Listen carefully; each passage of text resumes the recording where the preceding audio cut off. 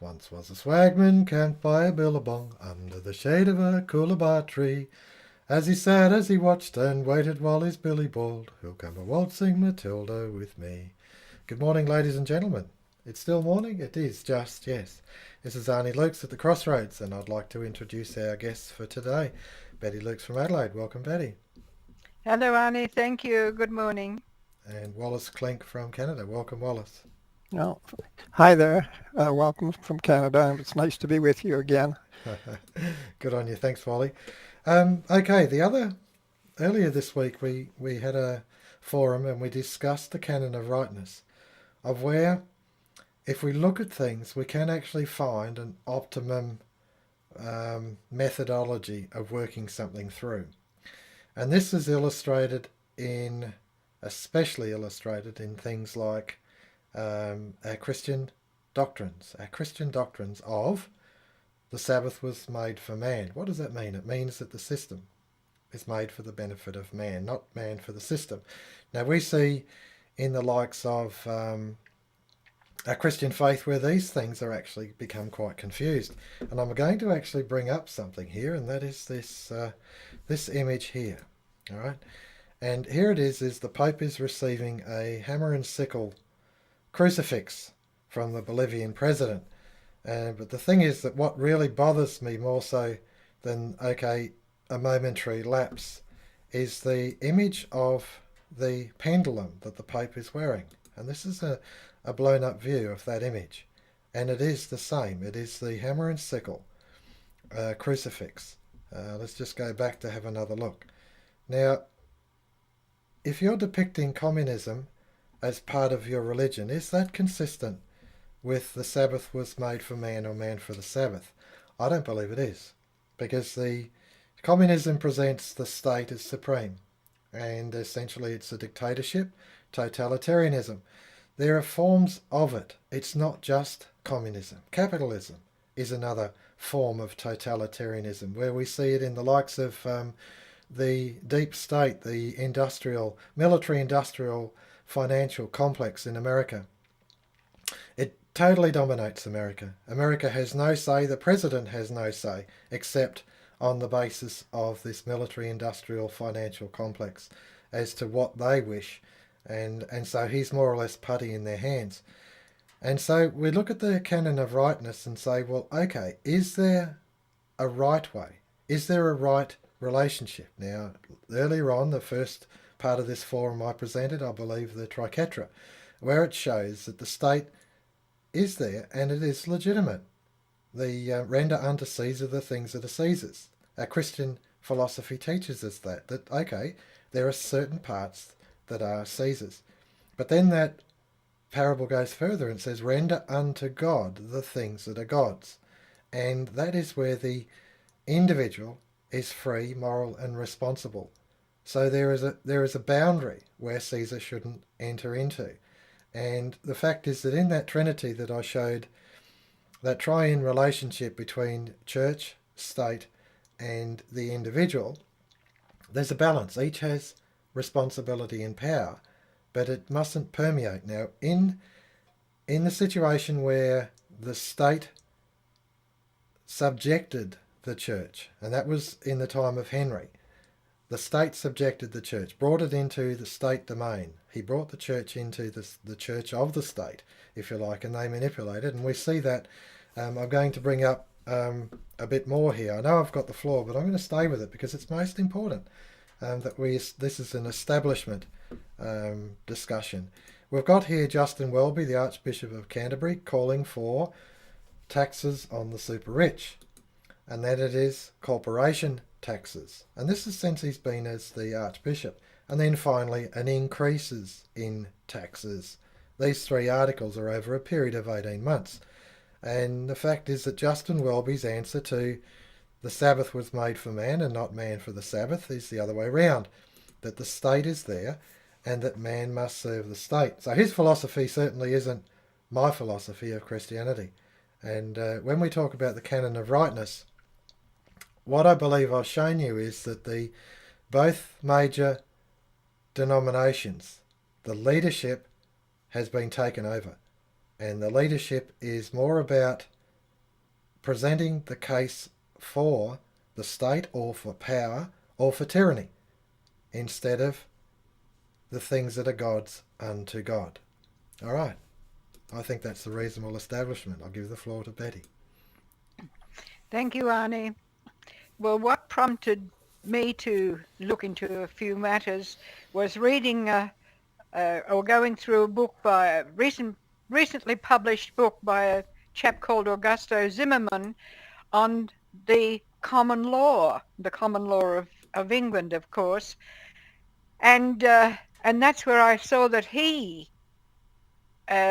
just passed over the fact that Henry VIII made the church a state church, whereas in that same country, of course, under Magna Carta, it was stated very clearly that the church was to remain free.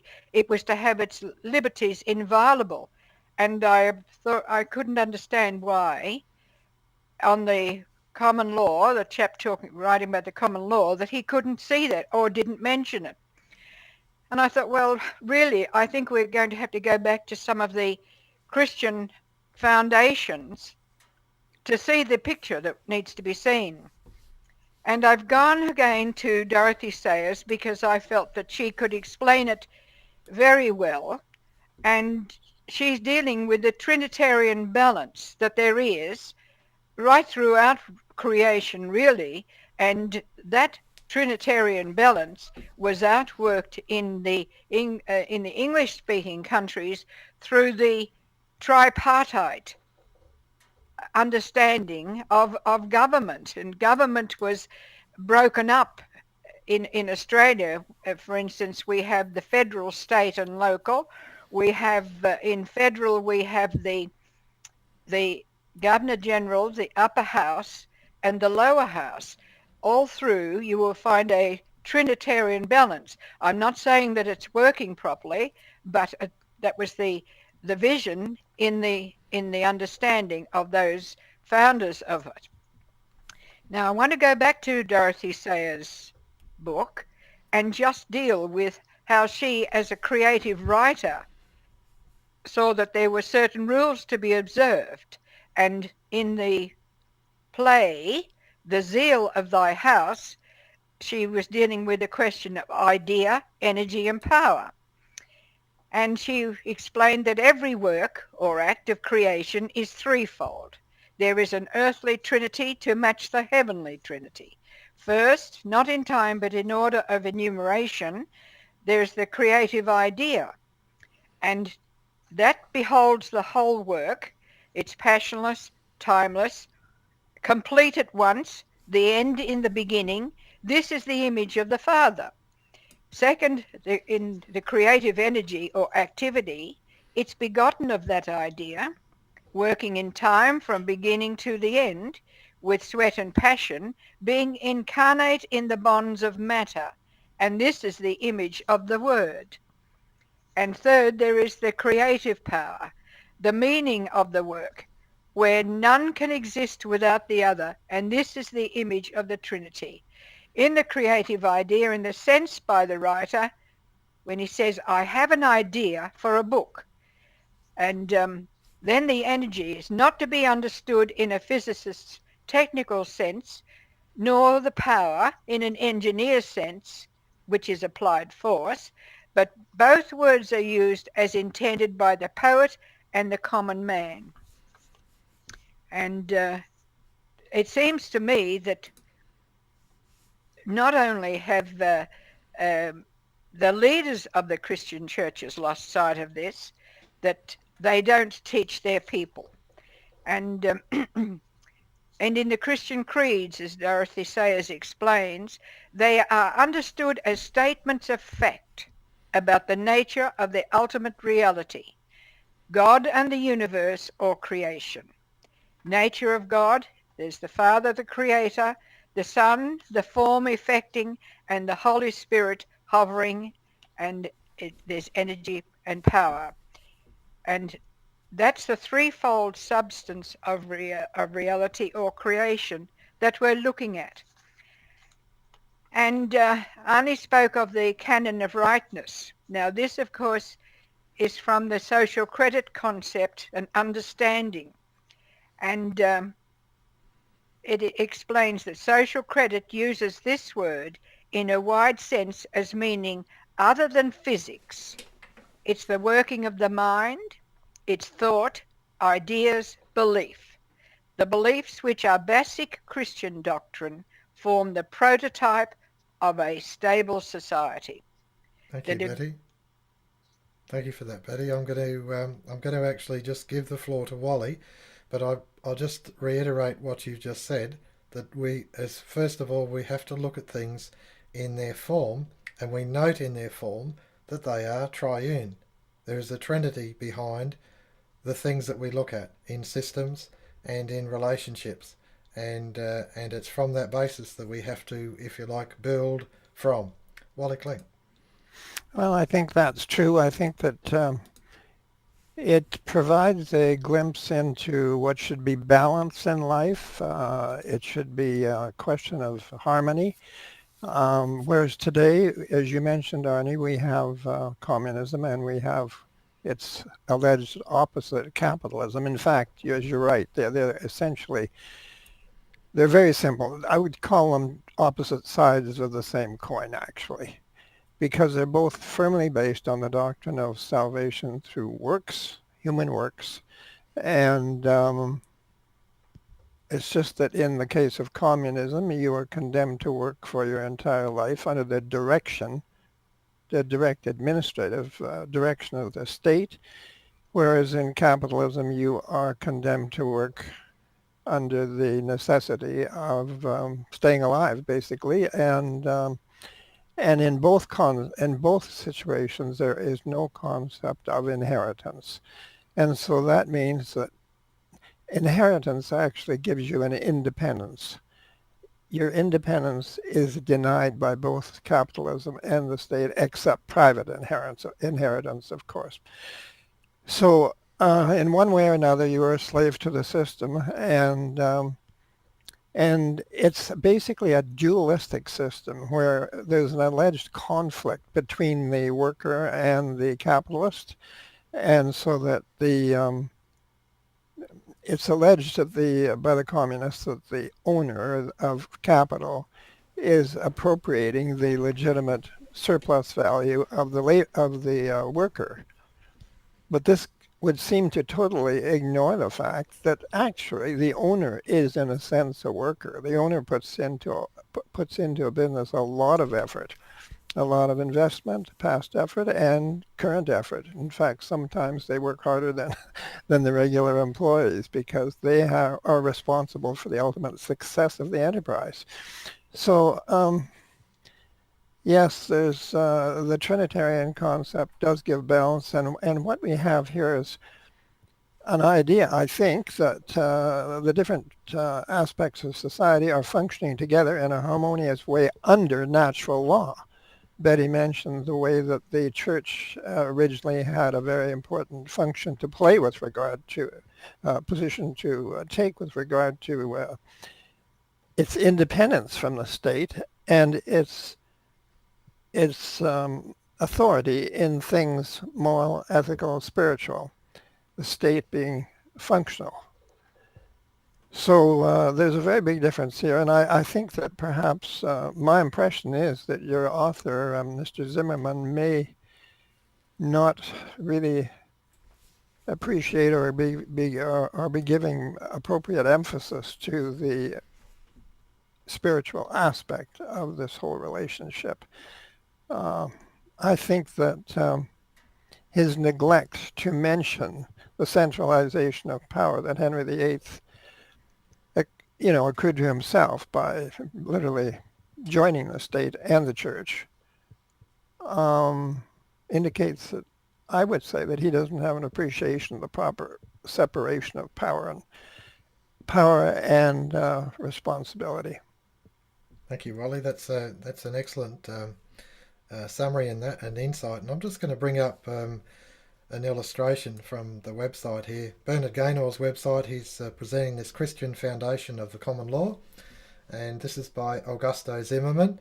And there is actually three 3 volumes. This is the first volume that Bernard is recommended reading, and we've gone through it and had a look, and we've got our concerns because it seems to be a monotheistic perspective. But I'll also point out here, this is Book Depository, and this is I've done a search here just on Dorothy L. Sayers, and I'm reading this Mind of the Maker at the moment. Creed or Chaos I've just recently read, and there is The Man Born to be King.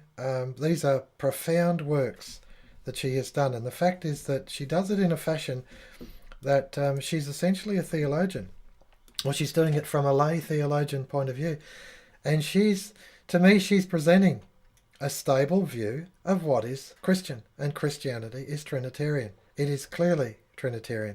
When Betty was talking about, you have an idea, and this to me is wonderful the way it's presented by Dorothy Sayers. You have an idea.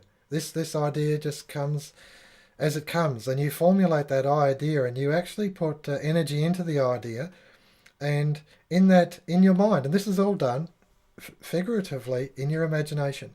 You put the energy in, and you place this character or this idea into a perspective, into a position, and you work it through. And you're thinking, okay, I think that's got merit. I'm going to go after it. And so finally there it is. You've put the idea, you've got it, you've put the energy in, and you turn that idea through the energy into a reality. And there is the power. On the basis of that outworking of that idea, there is the power. That is it successful?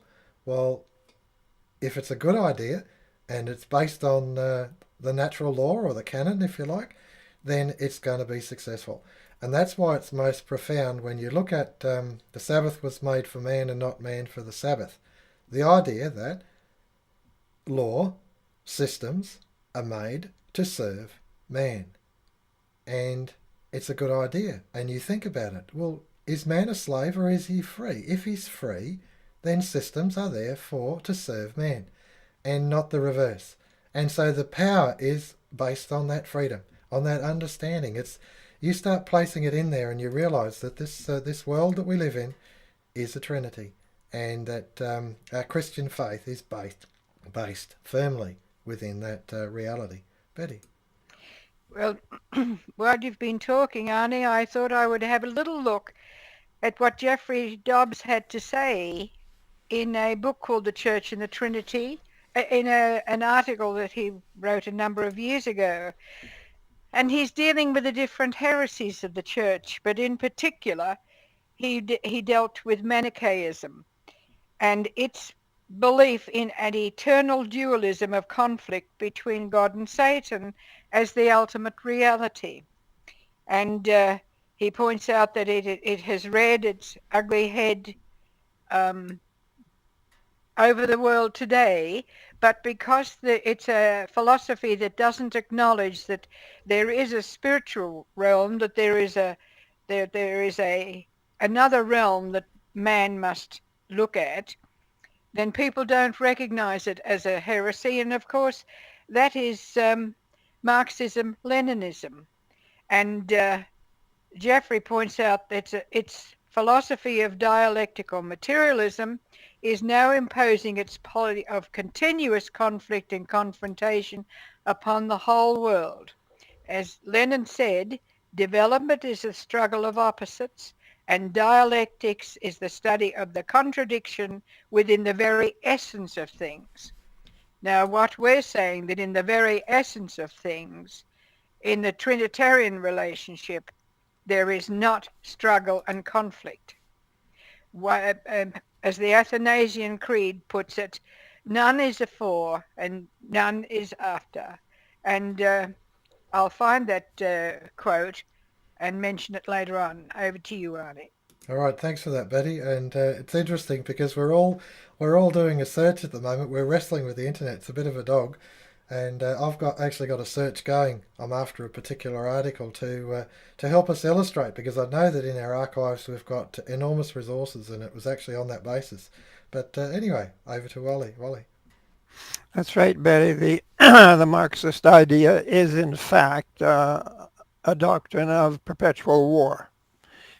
Conflict is the essence of it.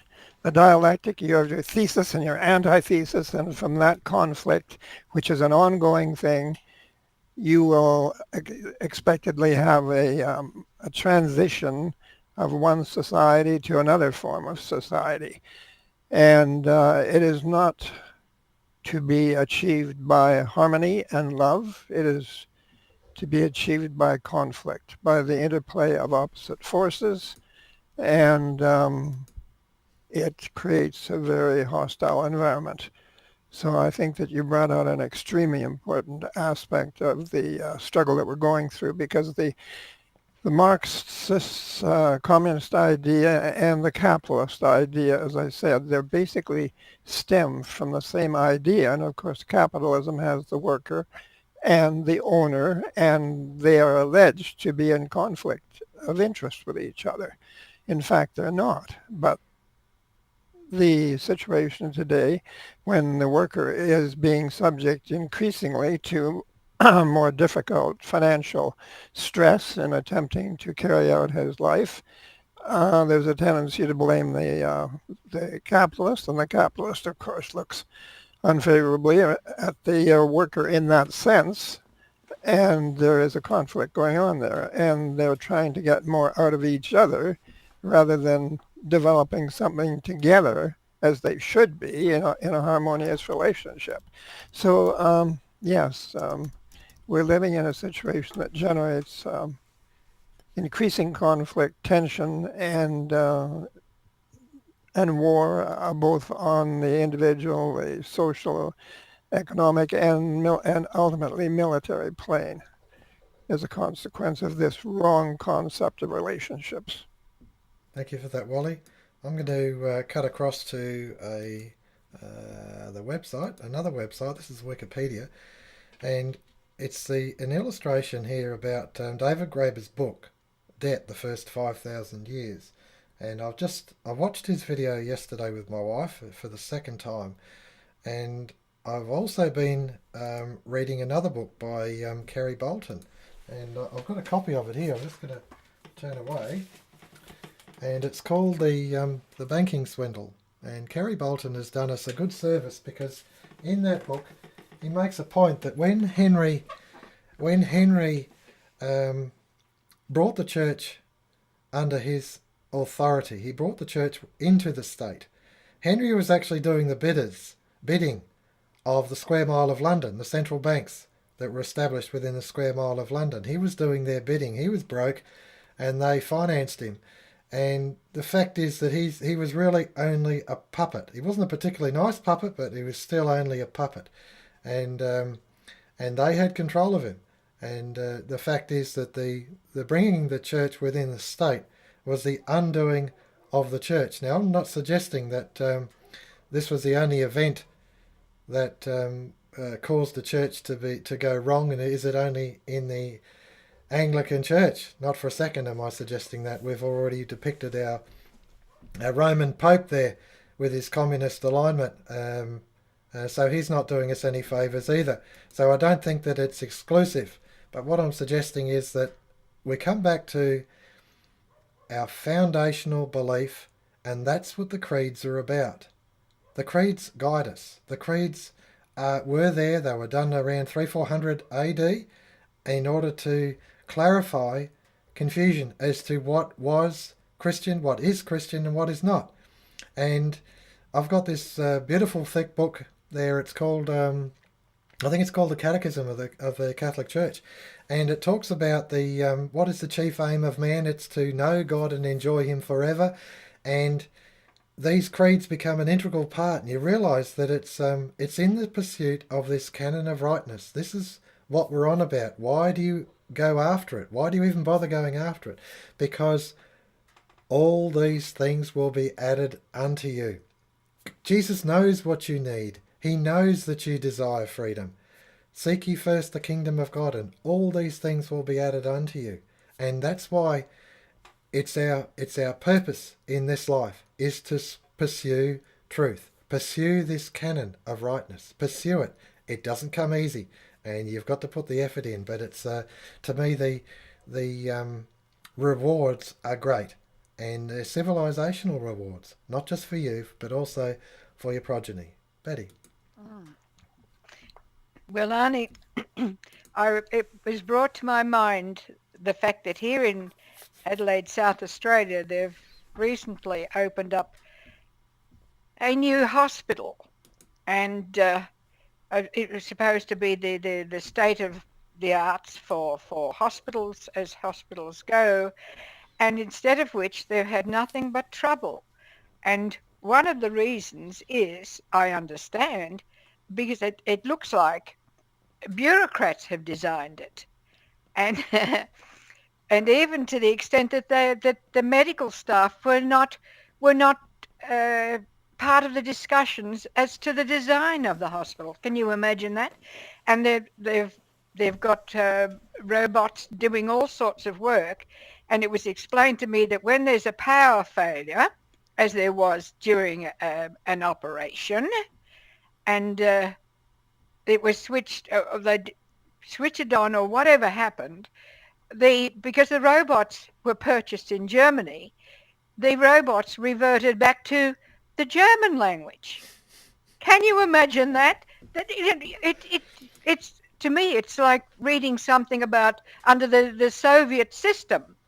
You know, it's so stupid, so crazy, and to me, this is what Douglas saw when you've got people who are not experts in their field telling other people what to do and how to do it. And in 1932, he was referring to bankers and how the bankers of the world who thought that they should reorganize the world. And he says it's a type of mentality which is fostered and ultimately becomes inseparable from people who deal with nothing but figures, and is the reason why the banker, in particular, is fundamentally unsuited for the position of reorganizer of the world. Well, you could say the same thing for the bureaucrats who designed this hospital, which costs a lot of money. But what he does say is that they won't succeed, you know. They won't succeed. Now, why won't they succeed? Because there is this canon of rightness that they don't take into account. And I think it was G.K. Chesterton who observed that they continually bang their head against the wall until finally one day they'll wake up, well, this is not working, I'll have to think of something else to do. And in a sense, that's what happened with the Soviet Union. Mm. It was a disaster because it was not based on reality. Mm. Thank you for that, Betty. I'm going to cut across to our website here, and I'm just going to highlight an article written a long time ago by Jeffrey Dobbs on Planning the Earth. And he was writing about the Tennessee Valley Authority, which essentially dammed up so many states in America so they could have this huge power generation there. And of course it was tied in with the Manhattan Project. And in Australia we have the same type of mentality in the Murray-Darling Basin. The Murray-Darling Basin covers from north to south the east coast of Australia. It's absolutely huge. Water catchment. And the management of that water catchment. And the fact is that in our constitution it says the waterways of the states will be free, but under before he was Prime Minister, Malcolm Turnbull, as the minister responsible, he amalgamated all of these state water management systems into one, and he set up this Murray-Darling Basin plan, and it's a disaster. And the fact is, you've got places like we went across the Hay Plains between Adelaide and Canberra, and the Hay Plains are a dust bowl, but they're using the water from the Darling to irrigate rice paddies in a dust bowl. Absolute madness. And the fact is, we're not big rice eaters. This is not even for our own consumption. They're emptying out our river systems to produce rice to export, and our local farmers can't afford to buy the water. This is long-term, this is large-scale planning by basically the fascists in charge, and it shows that it does not work. And as Australia is being Sovietised more and more, we're coming against these basically absurdities. The Central Hospital in Adelaide, what a mess. What an eyesore. What a hideous eyesore. Wally. Well, the Roosevelt New Deal was an outgrowth or a response to the Great Depression, which had put many businesses out of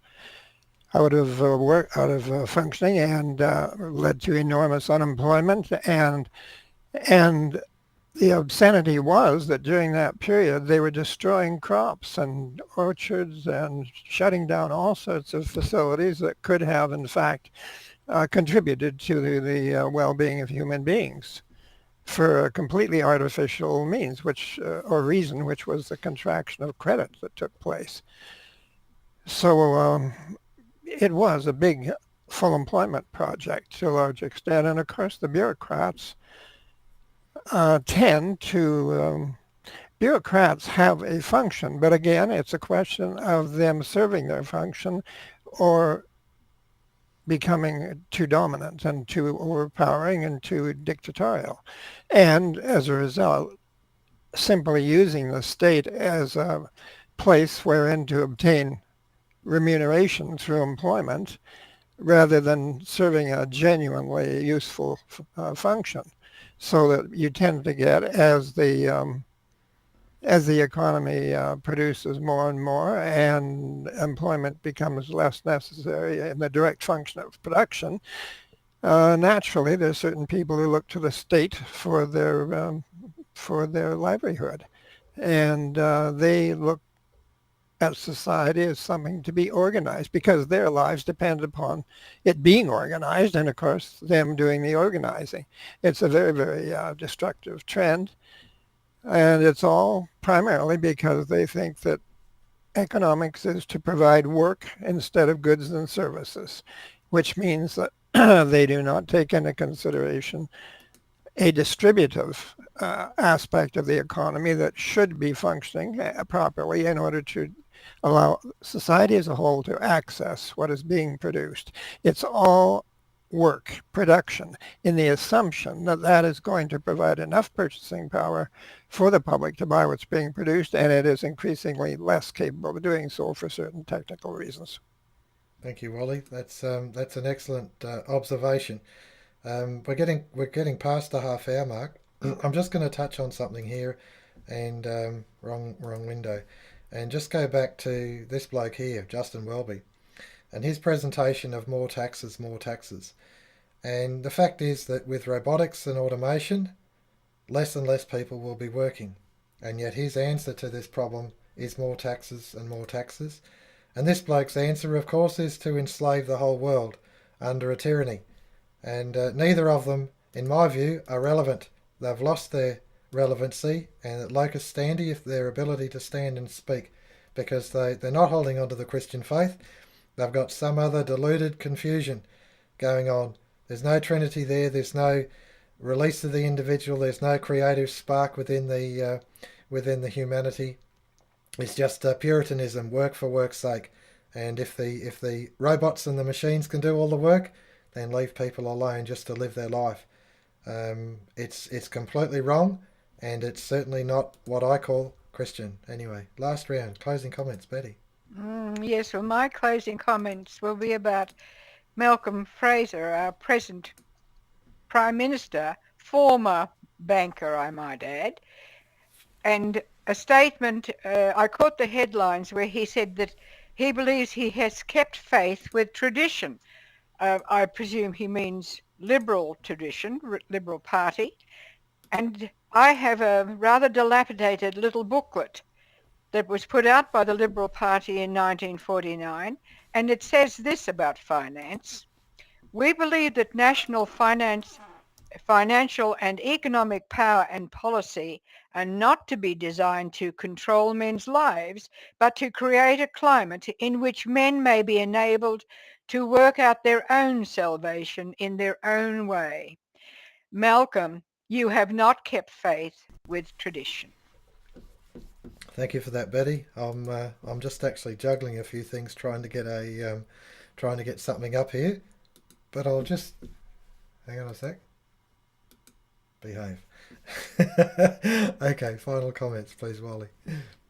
Well, I was just earlier today I was watching or listening to a broadcast by Richie Allen in Britain, and he was discussing, among other things, the situation in Italy, where they have actually got two populist parties who are capable of forming a government, but of all things, a former banker with the central bank in Europe has intervened to say that they could not form a government because they don't like the finance minister that they are recommending because he is not in harmony with the European economic financial policy. And so here you have a direct intervention to interfere with a democratically elected government. And believe me, Richie Allen really tore into the banking system as an instrument of overriding tyranny, controlling the lives of nations. It was quite a program which I definitely recommend to anyone. Thank you, Wally. Excellent summary. I think we've had a very good forum, and illustration of the banks of Europe controlling the process, the democratic process of Italy, as they did with Greece and Portugal and Spain, Ireland. The list continues, and of course these same power brokers controlling America, Australia. It's not stopping. You think Henry was a bad bloke? He was controlled from behind. Henry was controlled from behind as these leaders are controlled from behind. And this is the issue. Graeber highlighted in his book, 5,000 Years of Debt, that the only thing to deal with this is to actually seize back the initiative from the central banks. And that is what we must do as a people. Thy kingdom come, thy will be done on earth as it is in heaven. What a prayer. What a beautiful prayer. This is Arnie Luke's. Once was a swagman camped by a billabong under the shade of a coolabah tree. As he sat, as he watched and waited while his billy boiled, he'll come a waltzing Matilda with me.